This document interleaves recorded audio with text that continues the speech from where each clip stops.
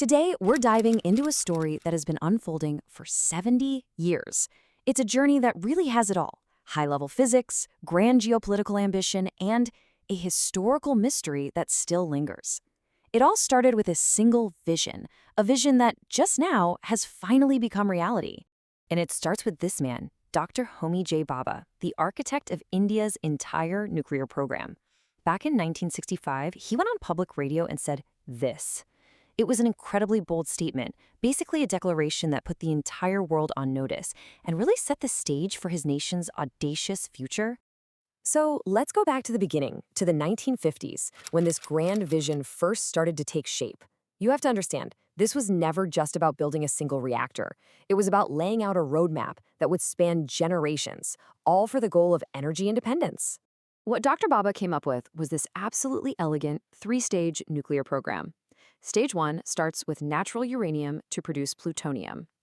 Then, Stage 2 uses that very same plutonium.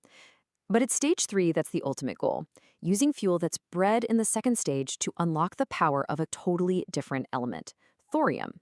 So why? Why go through this complicated, multi-decade strategy? Well, this chart right here, this tells you everything you need to know. India has almost no uranium, less than 2% of the world's reserves. But it's sitting on a quarter of the entire planet's thorium. So that three-stage plan, it wasn't just clever, it was a geological necessity. It was a 70-year quest to turn a resource problem into a massive strategic advantage. So how in the world do you actually unlock the power of thorium? Well, that brings us to Act 2, and the incredible, almost magical technology at the heart of this entire story. We're talking about a machine that performs a kind of modern-day alchemy. It's called a fast breeder reactor. And really, the name says it all. You see, a normal reactor just consumes its fuel, right? But a breeder reactor, it actually creates more fuel than it uses up. So think about that. It's not just a power plant, it's a fuel factory. Okay, so here's the basic idea of how it works. The reactor core is firing out these high-speed neutrons, what they call fast neutrons. These neutrons then slam into a surrounding blanket of thorium. Now, think of the thorium as being like fertile ground. The fast neutron is the seed, and when it hits, it transforms that fertile thorium into a brand new, powerful, and usable fuel. And here it is. This is the magic written out in its purest form. This is the nuclear transmutation equation. A neutron hits an atom of thorium-232, and through a couple of very quick steps, it becomes uranium-233, a completely new element, literally created for the sole purpose of being the fuel for the next generation of reactors. This is the exact process India has spent decades trying to perfect. And all that work brings us right here, to the prototype fast breeder reactor at Kalpakkam. After so many years of design and delays, the final steps happened incredibly fast. They finished loading the fuel in early 2026. And then, on April 6th, the historic moment, the reactor achieved its first criticality.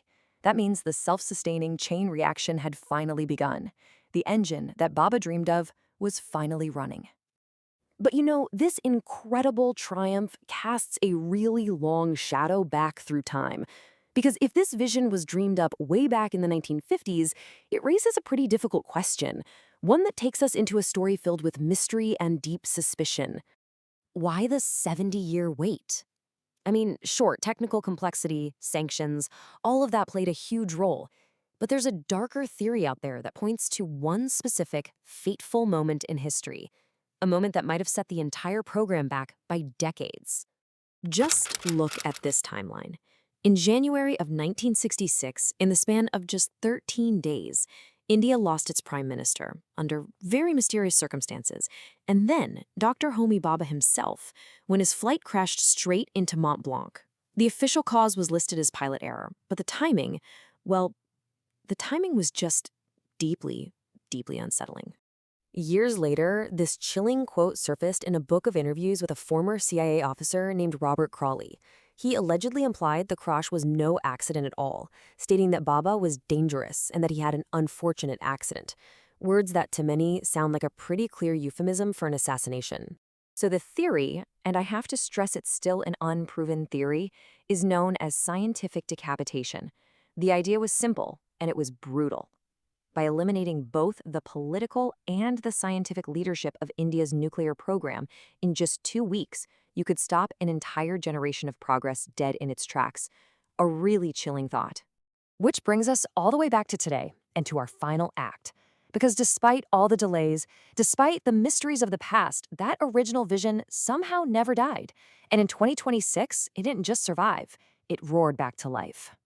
And you really have to appreciate what an achievement this is. With the PFBR now critical, India has become only the second country in the entire world, after Russia, to operate a commercial-scale fast breeder reactor. This is an unbelievably exclusive technological club. So where's all this future fuel gonna come from? Well, this slide shows us exactly that. The thorium is found mainly in monazite sands along the coasts of states like Andhra Pradesh, Odisha, and Tamil Nadu. That visionary plan is now grounded in actual geography, with a supply chain just waiting to be activated. And what's the ultimate prize for this 70-year wait? It's this number. Based on its confirmed thorium reserves, India could potentially power its entire economy for over 2.5 centuries. I mean, that is the very definition of energy independence. So, the long wait is finally over. The engine that Dr. Bhabha designed is now running, and it's poised to unlock a whole new era of energy. The only question that's left is, after a journey this long and this dramatic, what will India do with it now?